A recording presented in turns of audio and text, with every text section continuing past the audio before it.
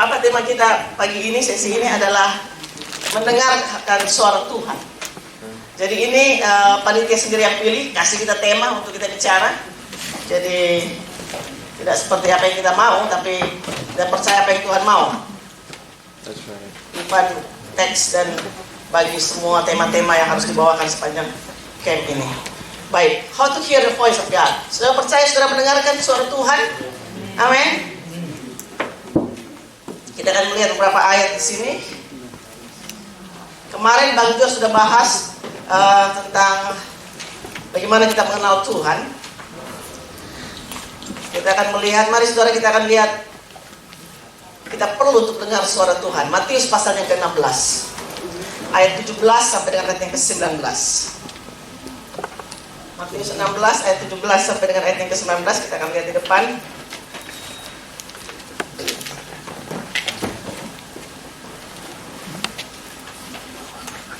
Setelah saya share ini mungkin Bang Jo akan share juga.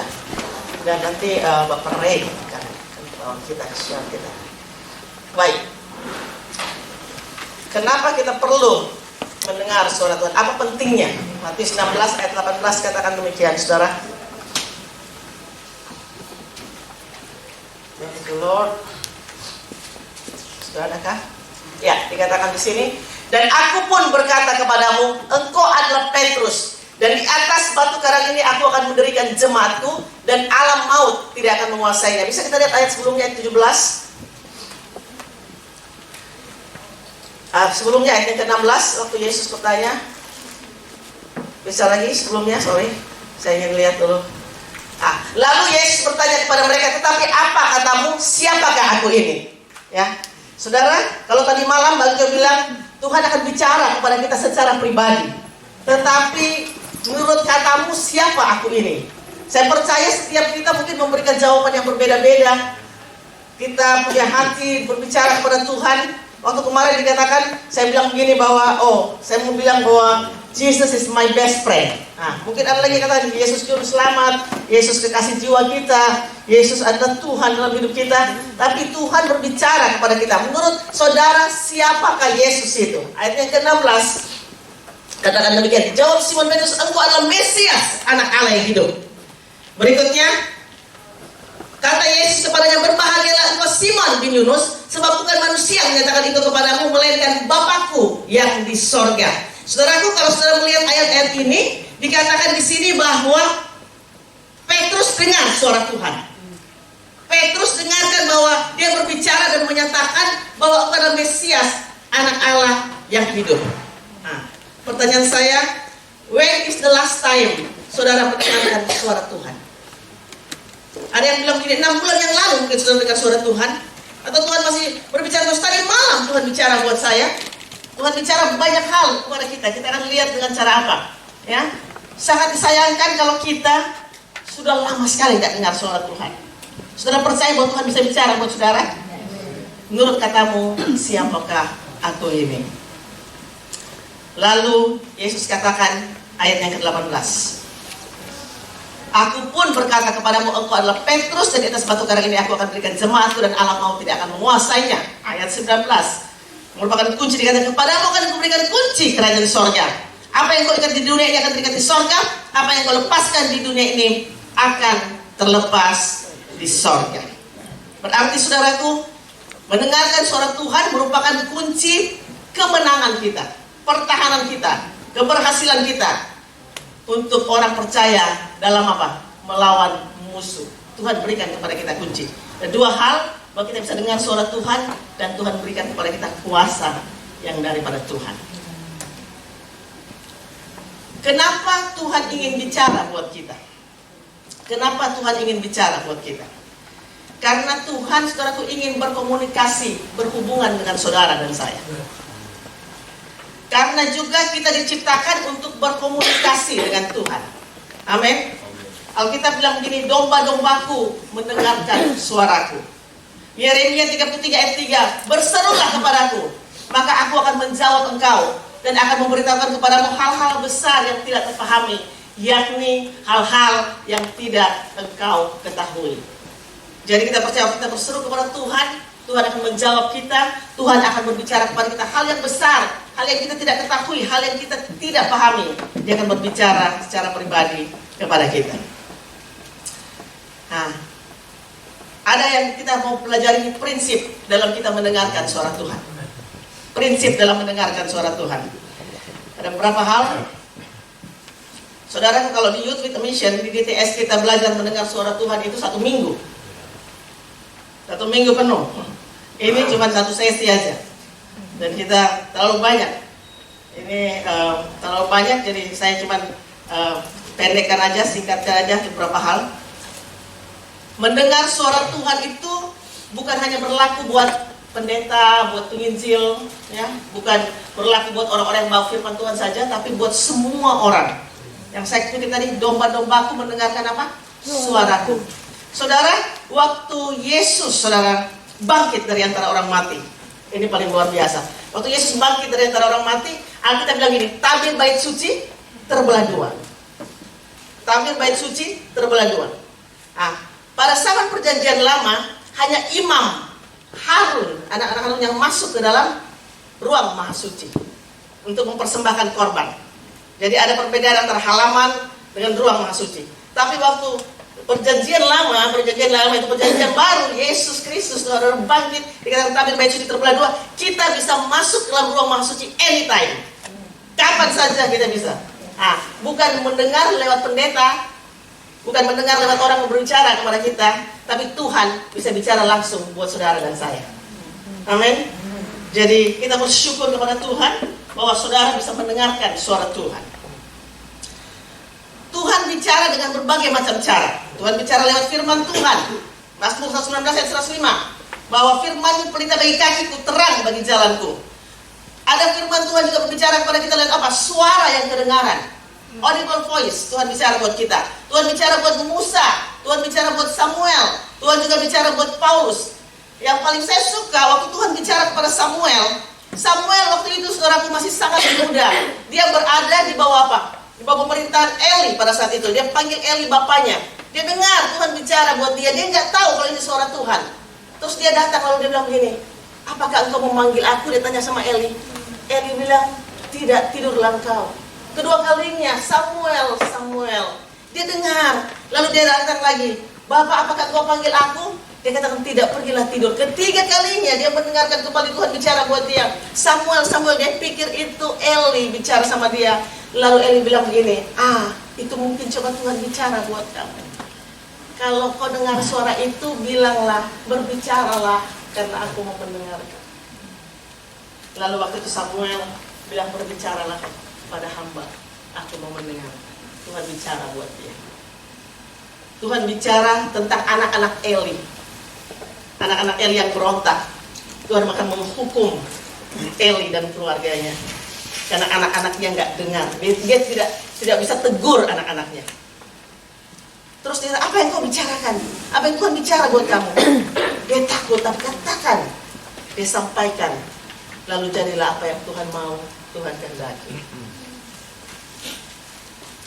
Kadang-kala saudara, Tuhan coba bicara buat kita, untuk kita sampaikan mungkin buat orang lain. Tapi kita takut.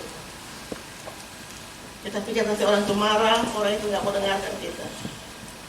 Tapi kalau Tuhan memberikan kepada kita tanggung jawab, sampaikanlah. Saya percaya Tuhan bahwa kita naik ke higher level. Saudara setuju? Amin. Bukan hanya kita orang-orang yang mendengarkan dari orang lain, tapi Tuhan bicara buat kita. Dan kalau Tuhan bicara buat kita, sampaikan akan hal itu. Kadang-kala saudaraku, dalam melayani firman Tuhan, kita mau firman Tuhan yang enak kedengaran oleh telinga manusia. Kadang-kala kita mau sampaikan cerita-cerita yang lucu-lucu supaya orang ketawa, wah bagus deh, banyak, bagus banget, enak sekali dengar. Untuk menggelitik orang. Saya waktu baru-baru bertobat, baru melayani firman, saya pikir, wah supaya orang senang nih saya bawa firman. Tapi setelah lama dengan Tuhan, Tuhan bilang begini, kalau kau jadi hambaku, lakukan apa yang kau perintahkan. Kadang-kadang mungkin boring, kadang-kadang mungkin membosankan, kadang-kadang mungkin orang gak suka, tapi kalau Tuhan mau kita sampaikan, go ahead, sampaikan akan hal tersebut. Saya percaya bukan cuma kami, tapi Tuhan akan percayakan saudara banyak hal. Saya suka banget di garam ini karena kita izinkan untuk saudara juga bertumbuh dalam Tuhan. Berani untuk menyampaikan apa yang Tuhan coba bicara buat saudara. Di poinku, hampir semuanya kita mau untuk orang berbicara di depan. Walaupun memang kadang-kadang orang pikir gini, jangan sembarang kasih orang mimbar. Harus dilihat juga. Jangan sembarang dikasih. Tapi kami mempercayakan anak-anak kami, percaya bahwa saudara adalah orang-orang yang dipercayakan Tuhan juga. Di poinku, Pak Vincent berfirman, mendengarkan apa yang Tuhan coba bicara buat dia, untuk dia deliver the word of God, berita. Karena di Auburn, ya, bahkan sampai ada yang belum pernah saya bilang, kalau Tuhan bicara buatmu sampaikan sesuatu. Di City, kemarin Hana mulai percayakan. Saya mau bilang begini buat saudara, Tuhan itu adalah Tuhan yang kreatif. Amin. Tuhan kreatif, Tuhan mau coba bicara buat dia. Memang banyak hal, bukan hanya deliver the word of God, ya. We serve the Lord, banyak hal. Karena di belakang juga sudah melayani Tuhan. Tapi saya percaya begini, bahwa kami ingin melihat saudara dewasa dalam Tuhan, saudara bertumbuh dalam Tuhan. Kalau Tuhan percayakan itu, kerjakan, lakukan akan hal tersebut. Oke. Yang berikutnya,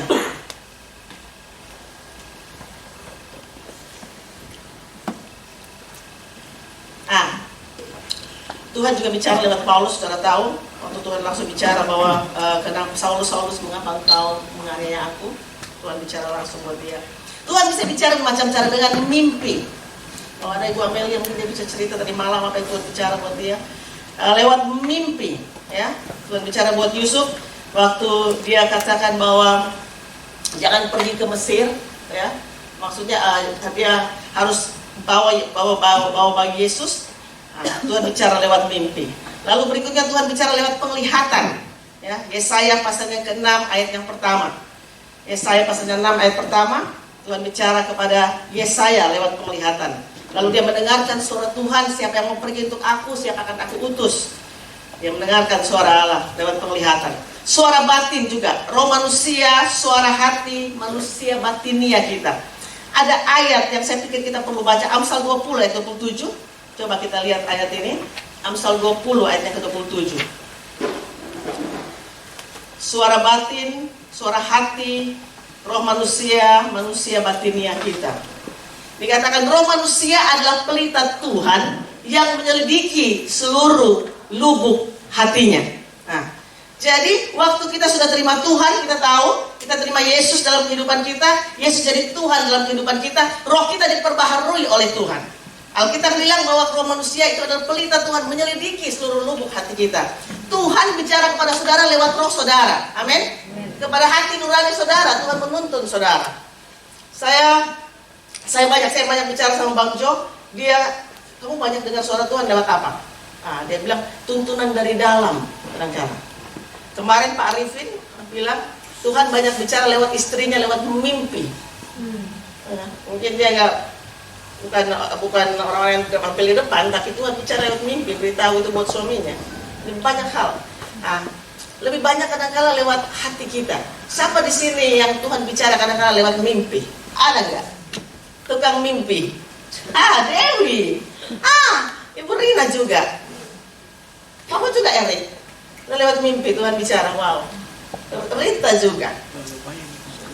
Bang Jo katanya mimpinya biasa dikejar anjing.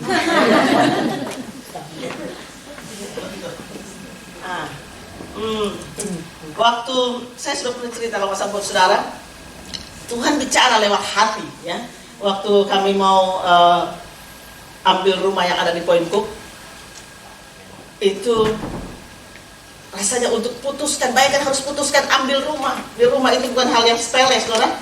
Pikir-pikir gimana ya, apakah ambil atau tidak? Ya, itu dulu rumahnya Daniel di William. Kita masuk, saya bilang, oh ya bagus ya Kak, bagus banget rumahnya, that's good.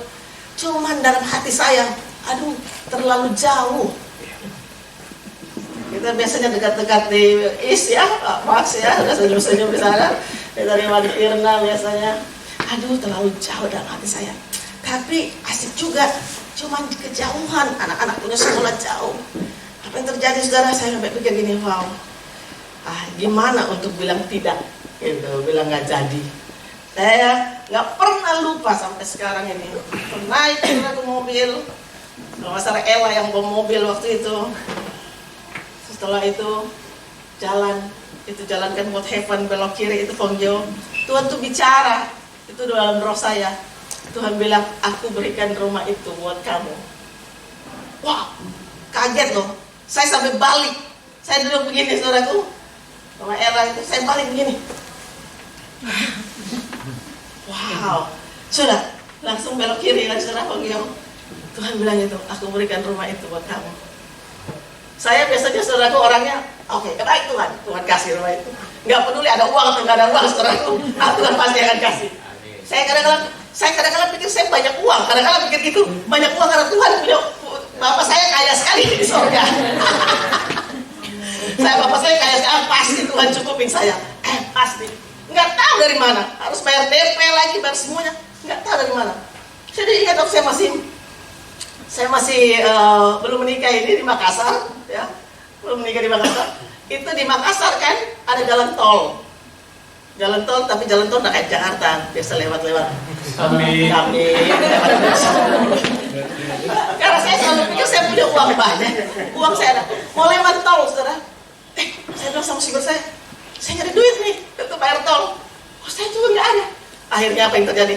Balik. Waktu itu bisa balik loh, saudara. Jalan tol bisa putar balik. Cuman bayar mungkin 2.000 perak waktu itu, gak ada duit. Putar balik.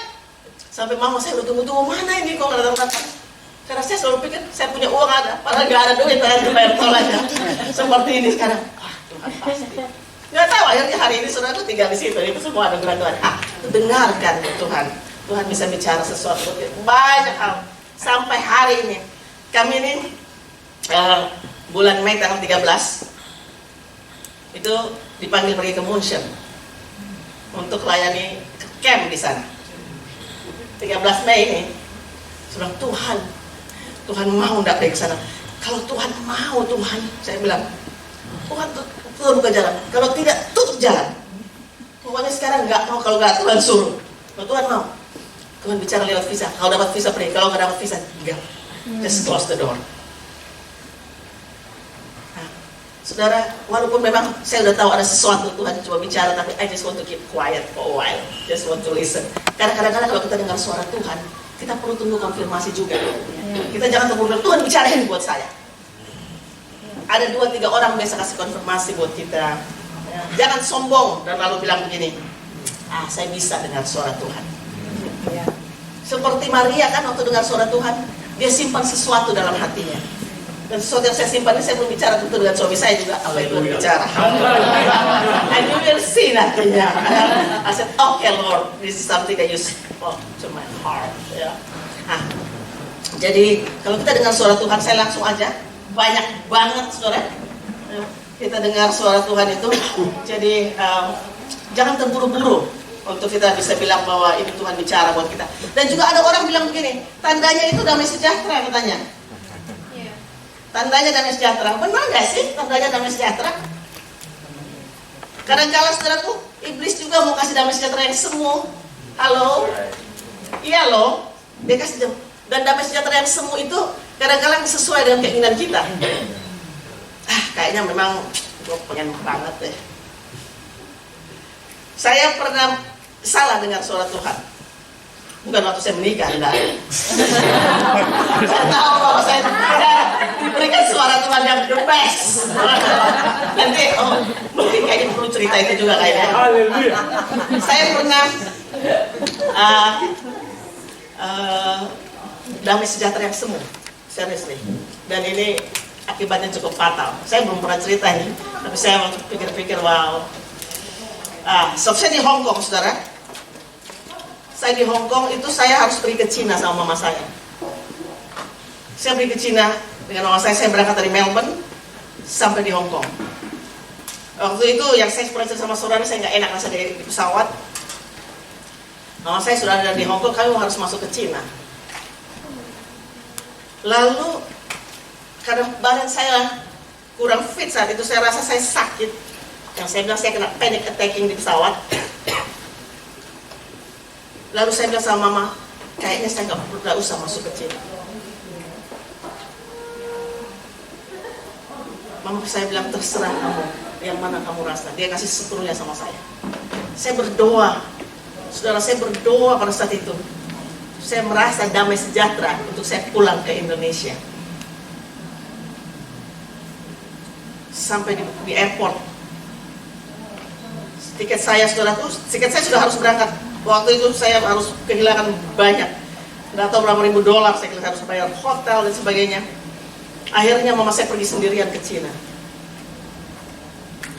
Tapi Tuhan pakai dia, karena waktu itu di arrange untuk gereja bawah tanah untuk saya khotbah. Akhirnya dia yang sharing. Saya pulang, saudaraku, ke Jakarta. Saya ingat sekali, saya merasa damai untuk saya pulang. Tapi saya baru tahu bukannya itu, rupanya itu damai sejahtera yang semu.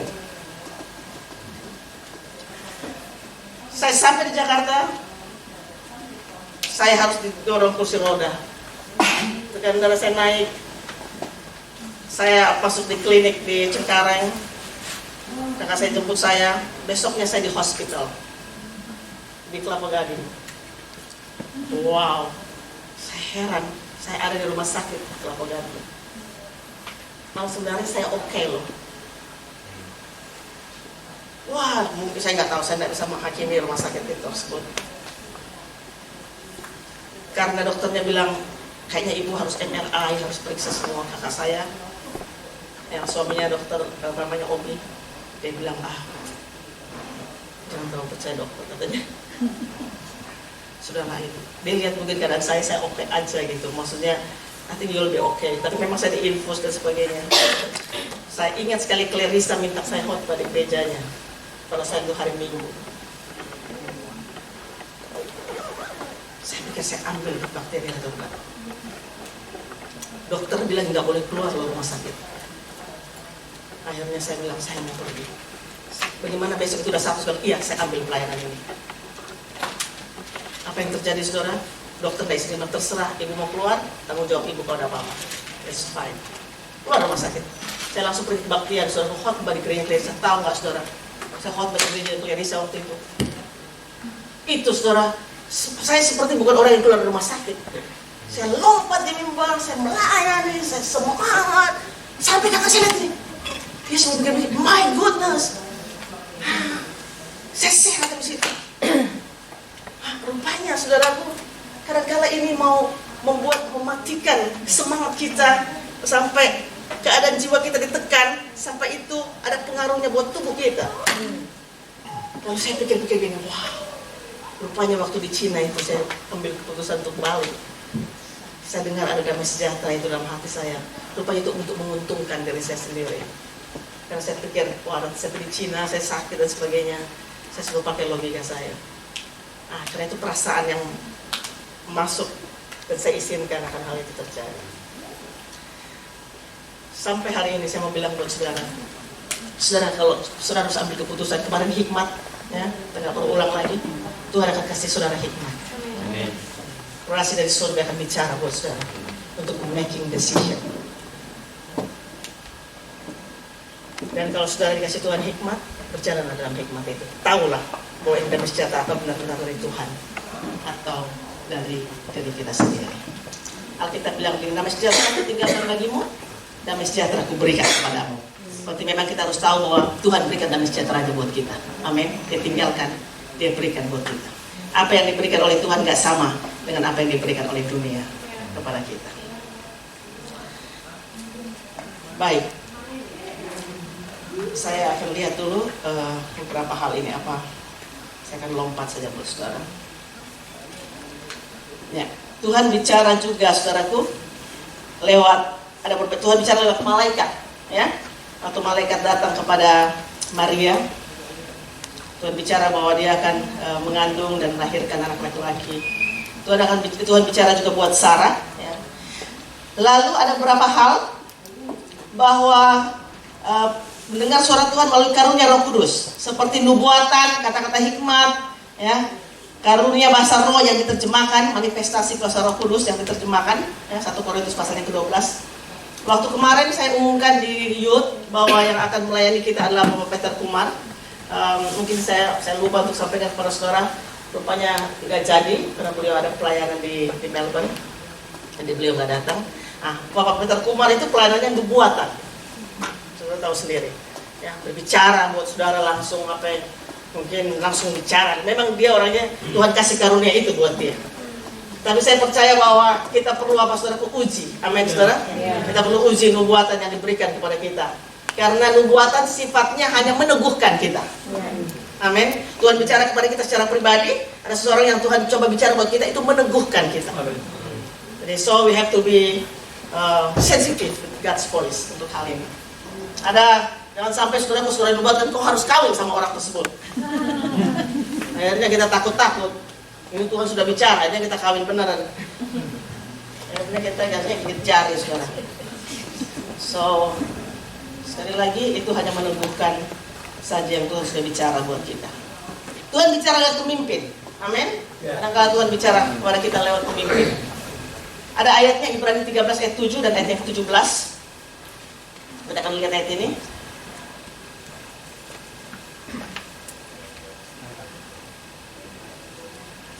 Sudah? Ibrani pasal yang ke-13 ayat 7 dan 17.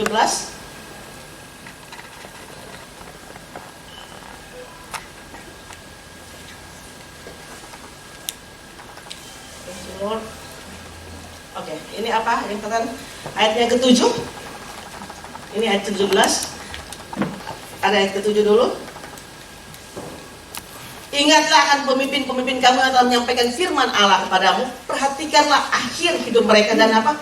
Contohlah iman mereka. 17. Haleluya. Taatilah pemimpin-pemimpinmu dan tunduklah kepada mereka, sebab mereka berjaga-jaga atas jiwamu sebagai orang-orang yang harus bertanggung jawab atasnya. Dengan jalan itu mereka akan melakukannya dengan gembira, ya, bukan dengan keluh kesah, sebab hal itu tidak akan membawa keuntungan bagimu. Jadi Tuhan bicara lewat apa, saudara? Pemimpin. Amin. Karena itu yang berjaga-jaga atas jiwa saudara. Saya mau bilang sama saudara bahwa kami saat diberkati dengan saudara. Ya, we are so blessed by you. Pada beberapa orang yang sungguh-sungguh wow, bukan hanya melihat kehidupan saudara, tapi bagaimana dedikasi saudara, pelayanan saudara melayani. Jadi kalau dibilang taatilah kepada pemimpin-pemimpinmu, saudaraku, saya mau bilang begini, kami diberkati juga dalam kehidupan saudara. Tuhan bisa bicara lewat pemimpin. Oke, saya pikir itu saja. Nanti Bang Jo akan lanjutkan. Cuma ada satu hal sebelum saya serahkan sama Bang Jo.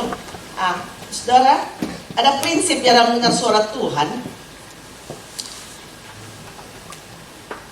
Mengaku dosa kita pada Tuhan. Dikatakan sini, seandainya ada niat jahat dalam hatiku, Tuhan nggak mau dengar. Ya, itu. Kita harus mengaku dosa kita kepada Tuhan. Yang merupakan pemisah antara kita dan Allah kita ialah kejahatan kita, membuat Dia menyembunyikan diri dalam kita sehingga tidak mendengar dosa kita. Yesaya 59 yang pertama. Jadi kalau misalnya kita mendengar suara Tuhan dan sesuatu dalam hati kita, kita harus cepat bereskan. Amin. Kita bereskan supaya kita bisa mendengar suara Tuhan dengan baik. Belajar untuk bedakan tuntunan Tuhan dan tuntunan palsu, ini perlu. Belajar kita bedakan mana tuntunan Tuhan yang benar dan tuntunan Tuhan yang palsu. Ciri-ciri tuntunan atau suara Tuhan ada di 1 Yohanes 4 ayat 1 sampai 6. Saya akan bacakan aja buat saudara. Tidak bertentangan dengan firman Tuhan. Tidak bertentangan sama sekali tuntunan Tuhan. Karena kita harus come back to the Bible. Dasarnya firman Allah. Mengakui ketuhanan Yesus Kristus. Saudara mengakui ketuhanan Tuhan Yesus Kristus. Mendengar nasihat konfirmasi juga dari orang lain. Saya sampaikan tadi buat saudara, tidak menuntun kepada hal-hal duniawi, ya. Kadang-kadang bisa juga bertentangan dengan keinginan kita. Tapi saya mau bilang begini buat saudara, Tuhan kita Tuhan yang baik. Amin. He is our Father, He is our Daddy. He is so good to us. Dia pasti akan berikan yang terbaik dalam kehidupan kita. Kalau Tuhan bicara buat kita, kita tahu bahwa that's it. Ini Tuhan yang bicara buat kita. Karena begini, Tuhan nggak mungkin, kalau kita minta roti nggak mungkin Dia kasih ular buat kita. Dia akan berikan the best buat kehidupan kita. Anak muda yang ada di sini, Tuhan akan bicara buat saudara. Tuhan akan bicara, Tuhan akan dengarkan Tuhan bicara. Yang mana Tuhan jodoh saya? Nah, tenang aja. Yang terbaik Tuhan kasih. Mungkin orang bilang gini, wow, kan kadang-kala Tuhan kasih kepada kita yang tidak sesuai juga dengan keinginan kita sendiri. Jangan-jangan damai sejahtera semua ini. Adik-adikku, saya mau bilang begini, Tuhan juga tahu bahwa ada sesuatu, ada kerinduan, ada keinginan yang Tuhan berikan dalam kehidupan. Amin. Yes, Stella paling keras. Hasil paling keras. Halo. Ya. Apa itu? Oke. Jadi seperti saya bilang, Stella bilang kayaknya enggak. Oh, oke, it's okay. Jadi kalau itu, wah, kita bisa rasakan juga ada sesuatu dalam hati kita. Aduh, senangnya hati ini. Amin. Ini mungkin bukan buat Chandra sama Didi ya, karena mereka sudah mendengarkan mungkin suara Tuhan ya. Jadi saya percaya bahwa Tuhan tahu. Saya waktu itu, saudara, sebelum bertemu dengan yang ganteng ini, suami saya, haleluya, saya mikir-mikir gini, aduh, tapi memang dalam hati saya ingin kawin itu sama hamba Tuhan. Saya ingin kawin sama pendeta, maksudnya hamba Tuhan, orang yang melayani Tuhan. Wah, dikasih semua, yang bukan gak ada. Pokoknya punya gelar-gelar lah, macam-macam. Saya bilang gini, aduh Tuhan, tiba-tiba muncul. Terus kurus, saudara. Masih kurus. Wow, langsung saudaraku. Saya bilang ini kalau memang ini dari Tuhan, God will open the door. Tantangan banyak, saudara. Tapi I know this is must be from the Lord. Wah, ada penglihatan pendeta-pendeta. Ada pendeta-pendeta kasih penglihatan. Kayaknya memang ini dari Tuhan. Ada satu penglihatan seorang ibu. Sampai saya pikir-pikir, dia dapat penglihatan loh. Dia dari Surabaya. Dia dapat penglihatan. Ceritanya gini. Katanya saya naik itu ke tempat yang tinggi. Dia berdoa. Ini yang saya dapat penglihatan ini. Dia naik kan. Saya naik ke gunungan tinggi. Ada seorang pria sedang pegang Alkitab. Itu nggak pegang botol bir. Pegang Alkitab katanya. Terus akhirnya saya ambil Alkitab itu, kita berjalan bersama-sama. Hanya di garam nih kita bisa cerita kayak gini loh. Kalau di tempat-tempat lain ya kan. Kita ambil surat, kita jalan bersama-sama. Saya pikir begini, oh pasti mungkin dia tinggal di tempat yang cukup tinggi kali ya. Tawangmangu itu ibu. Tawangmangu tuh kalau naik, wah naik ke atas. Saya pikir gini, oh iya di Tawangmangu. Dia ngajar Alkitab lagi. Dosen di STK Tawangmangu. Oh oke. Akhirnya memang benar dipertemukan. Ibu ini sudah meninggal, saudara. Yang kasih dapat penglihatan Ibu Linda, dia adalah ipar dari Pak Insinyur Miko. Itu Linda Bernard. Saya nggak pernah lupa. So dia berdoa begini, Tuhan, kalau saya meninggal, jangan saya meninggal umur yang tua. Saya meninggal jangan terlalu tua, saya susah. Benar. Dia minta sesuai dengan keinginannya. 60-an dia dipanggil Tuhan. 1-2 tahun yang lalu. Tuhan berikan yang terbaik. Amin. Tuhan berikan, saya bilang terima kasih Tuhan. Untuk saya tidak pilih gelar-gelar apa yang Tuhan yang datang itu. Tuhan kasih orang. Kalau enggak, dua gentleman ini memang Tuhan sudah sediakan. Wow. God is good. Mari kita dengar.